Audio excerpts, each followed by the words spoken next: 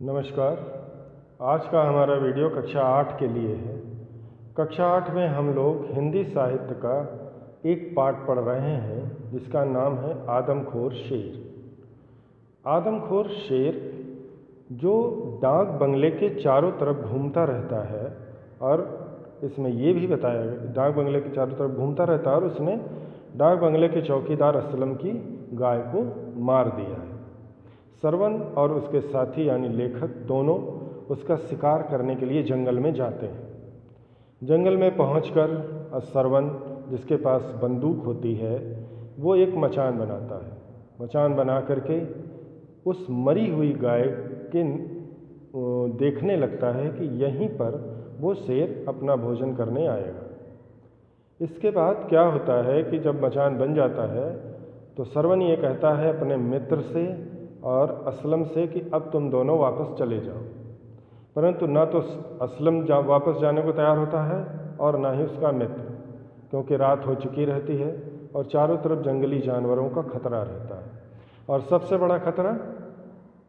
बड़ा खतरा उनके सामने वो आदमखोर शेर ही है। हो सकता है कहीं रास्ते में उससे मुलाकात हो जाए और कुछ भी हो जाए। सरवन क्या कहता है कि मैं मचान के ऊपर इस असलम को नहीं रख सकता।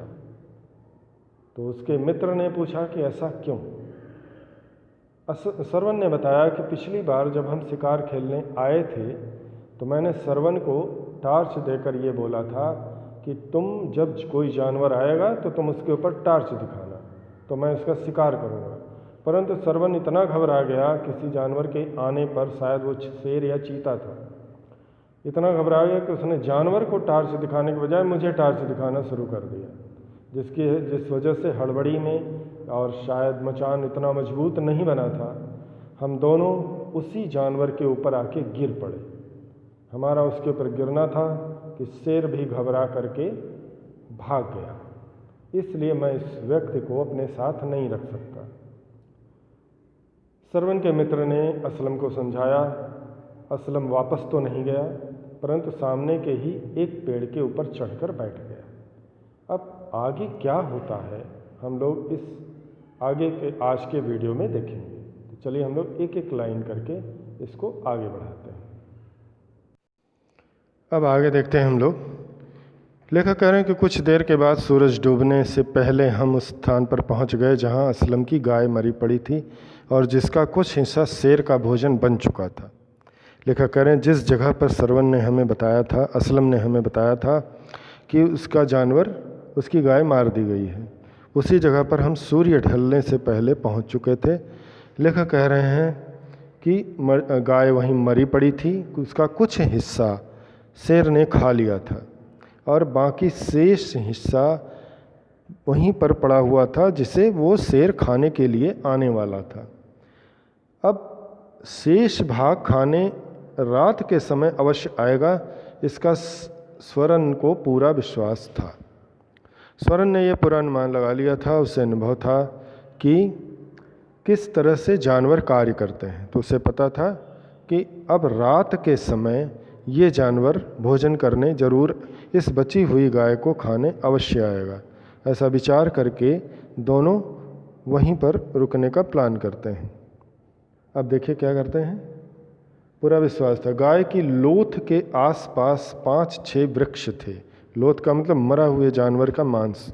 गाय का मांस जहाँ पर पड़ा हुआ था उसके चारों तरफ आसपास 5-6 वृक्षों का एक झुंड था जो उनके लिए अच्छा था। लेखक कह रहे हैं कि हम सब ने मिलकर एक वृक्ष पर मचान सी बना ली। जब मचान बन गई तो स्वरन ने मुझे और असलम को वापस लौट जाने को कहा। हम लोगों ने मिलकर के वहाँ पर एक मचान बना लिया उस पेड़ के ऊपर।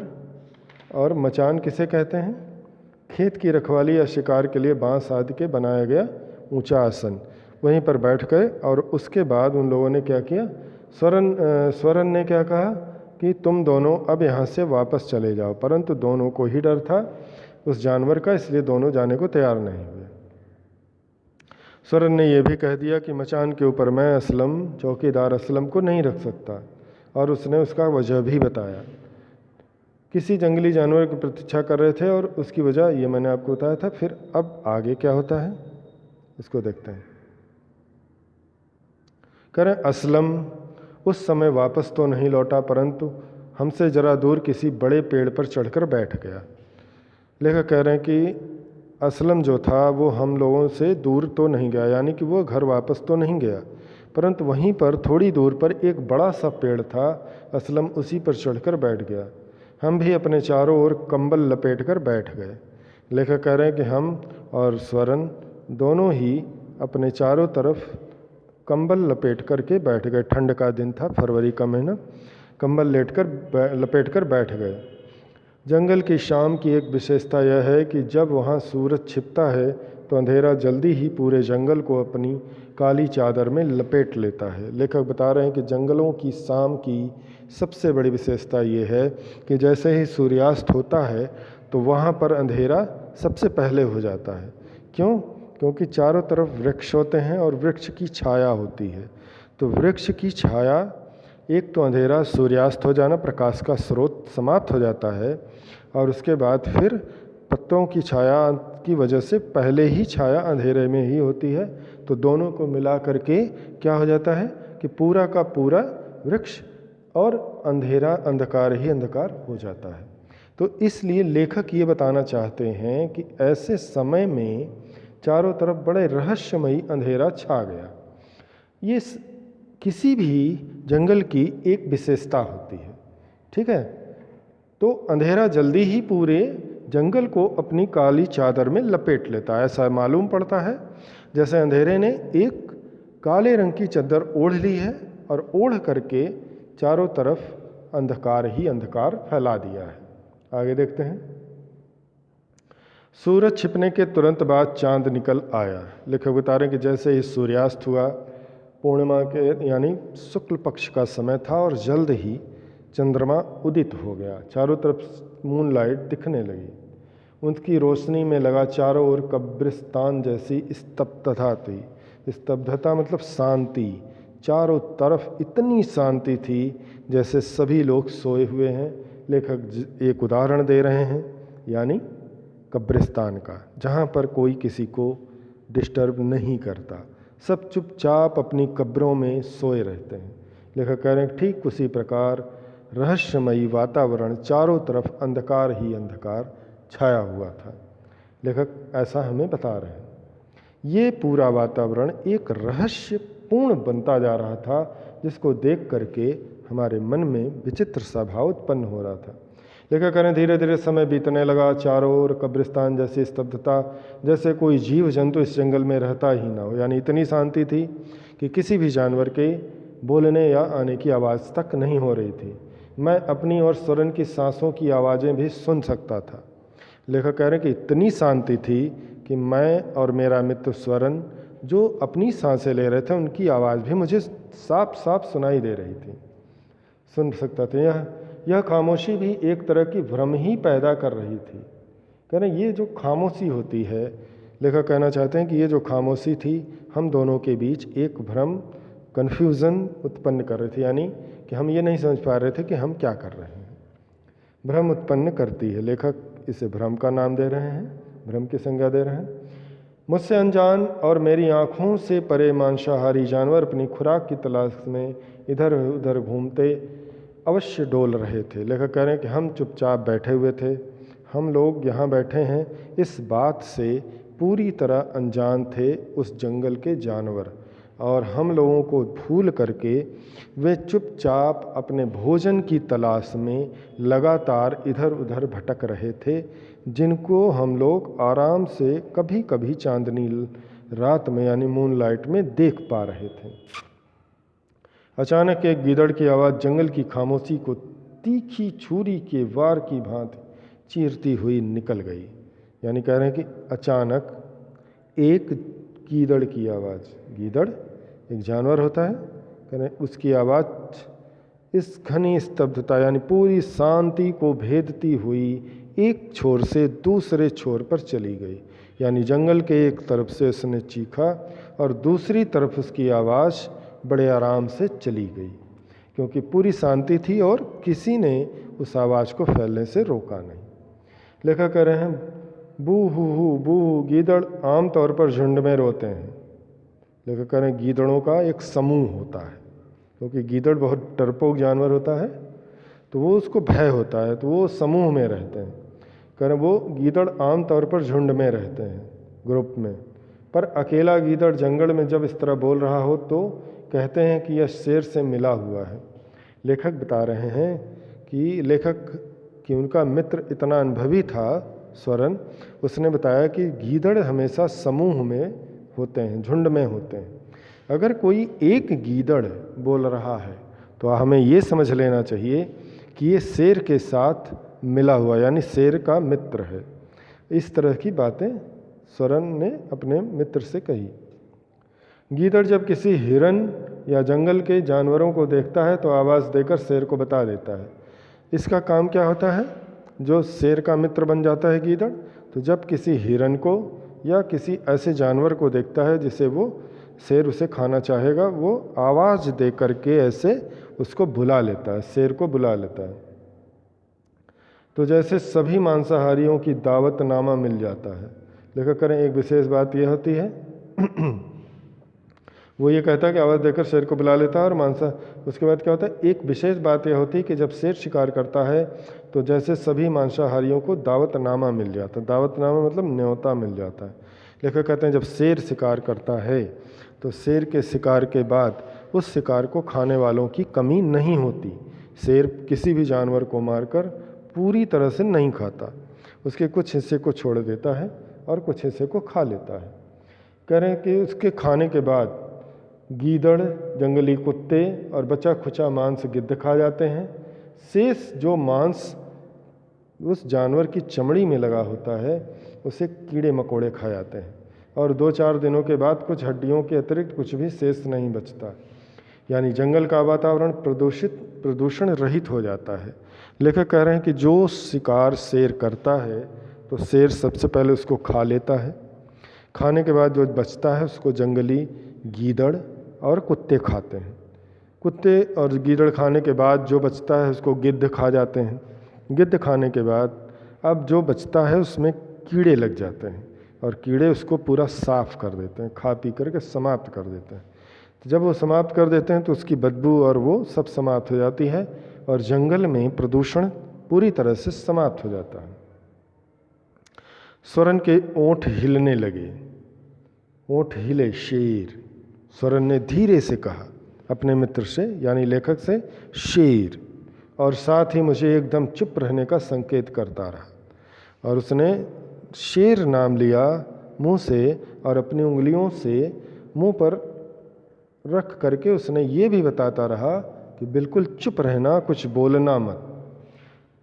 कहने का संकेत, वह बैठा बैठा अनुमान लगा रहा था कि आवाज़ किस ओर से आ रही है और शेर किस ओर से आएगा। वह स्वरन बैठकर चुपचाप ये अनुमान लगाने लगा कि शेर किस तरफ से यहाँ पर आने वाला है और किस तरफ से आ रहा है। अच्छी तरह मचान पर बैठते ही स्वरन ने टॉर्च मेरे हाथ में देते हुए मुझसे पहले ही अच्छी तरह समझा दिया था कि शेर के आते ही जब स्वरन मुझे संकेत दे तो मैं टॉर्च की रोशनी उस पर फेंक दूं। लेखक करें कि जब हम मचान पर बैठे तभी स्वरन ने हमें यानी मुझे वो टॉर्च दे दी थी और ये कहा था कि जब मैं इशारा करूं तभी तुम क्या करना, टॉर्च की रोशनी उस जानवर पर डाल देना। उत्सुकता और शायद डर से मेरा दिल जोर जोर से धड़कने लगा, कहीं मुझसे भी असलम वाली दुर्घटना ना हो जाए। अब लेखक शेर और उसकी बातों को सुनकर घबरा गया। उसके मन में ये विचार उठने लगे कि कहीं मैं असलम की तरह गड़बड़ ना कर दूं, यानी जैसा असलम ने किया था। वो गिर पड़ा था और डर गया, भयभीत हो गया और दोनों गिर पड़े। कहीं ऐसी गलती मुझसे ना हो जाए, ऐसा मैं सोचने लगा। लेखक कह रहे हैं जिस समय की यह घटना है उस समय मुझे जंगल या जंगली जानवरों के बारे में कुछ खास जानकारी नहीं थी। लेखक कह रहे हैं जिस समय की ये घटना है, मैं उस समय की बात कर रहा हूँ कि उस समय मुझे जंगल और जंगल के बारे में कुछ खास जानकारी नहीं थी। यानी लेखक कह रहा है कि मैं इस क्षेत्र से पूरी तरह से अनजान था। अब यहाँ पर देखिए, ये लाइनें मैंने जो पढ़ी वो यहाँ पर है। जिस समय यह घटना उस समय मुझे जंगल या जंगली जानवरों के बारे में कोई खास जानकारी नहीं थी। इसके बारे में बहुत कुछ स्वरन ने बाद में मुझे बताया था और कुछ का अनुभव मुझे स्वयं जंगलों में घूमते घूमते हुए था। लेखक कह रहे कि मुझे जो भी जानकारी थी वो सब स्वरन की वजह से थी, स्वरन ने मुझे बताया था और बाद में मैं जंगलों में घूमता घूमता ही इन जानकारियों को इकट्ठा करता रहा। लेखक कह रहे हैं हमें बहुत देर तक प्रतीक्षा नहीं करनी पड़ी, यानी बहुत देर तक इंतज़ार नहीं करना पड़ा, जल्द ही शेर वहाँ आ गया। शेर जब रात के समय अपने शिकार के लिए चलता है तो अपने पंजे इस प्रकार संभाल कर रखता है कि सूखे पत्तों पर पैर पड़ने पर भी कोई आहट नहीं होती। लेखक स्वरन बता रहा है कि शेर जब जंगल में रात के समय शिकार करने निकलता है तो अपने पैरों को इतना धीरे धीरे रखता है कि पत्तियों के टूटने की आवाज़ तक किसी को नहीं सुनाई देती। अगर ऐसा होगा तो क्या होगा, वो जानवर जिसका शिकार करने जा रहा है शेर, वो भाग जाएगा, उसे पता है, इसलिए वो पूरी सावधानी बरतते हुए धीरे धीरे आगे बढ़ता है। सेब जहाँ कह रहे हैं कि अब एक सूखी टहनी के धीरे से टूटने की आवाज़ से स्वरन ने उस आवाज़ की दिशा की ओर देखा। अब पेड़ में जो टहनी टूटकर ज़मीन पर गिर जाती है, शेर का पैर उस टहनी पर पड़ गया और स्वरन ने जिस शायद तरफ से आवाज़ आ रही थी उसी तरफ देखा, यानी आहट जिस तरफ से मिली उसी की तरफ उसने देखा। फिर मरी पड़ी गाय से 10-12 फीट की दूरी पर शेर एक खुले स्थान पर खड़ा गाय की लाश की ओर कभी आसपास बड़ी सावधानी से देख रहा था। शेर अपने लक्ष्य तक पहुंच चुका था और अब पूरी तरह से ये कन्फर्म कर लेना चाहता था कि कहीं कोई मेरा शत्रु तो नहीं है। तो वह गाय से 10-12 फीट दूर खड़ा होकर के ये चेक कर रहा था कि कहीं कोई है तो नहीं जो मुझे नुकसान पहुंचा सके, और वो अपनी बड़ी सावधानी से खड़ा था। चांद की रोशनी में उसके धारीदार शरीर पड़ रही थी। लेखक ने चांद की रोशनी उसके ऊपर पड़ रही थी और उसकी जो लाइनें थीं, शरीर की लाइनें, वो साफ साफ दिख रही थीं। वह अपना बड़ा और प्रभावशाली सिर ऊपर उठाकर चांद की ओर देखने लगा। शेर अपना सिर आसमान की तरफ उठाता है और उसकी तरफ देखने लगता है। मुझे लगा जैसा उसकी आंखों में हीरे चमक रहे हों। लेखक कह रहा मुझे उसे देखकर ऐसा लगा जैसे उसकी आंखों में हीरे, उसकी आंखें नहीं, ये हीरो की आंखें हैं। ठीक है, अब आगे क्या होता है इसको हम लोग अगले वीडियो में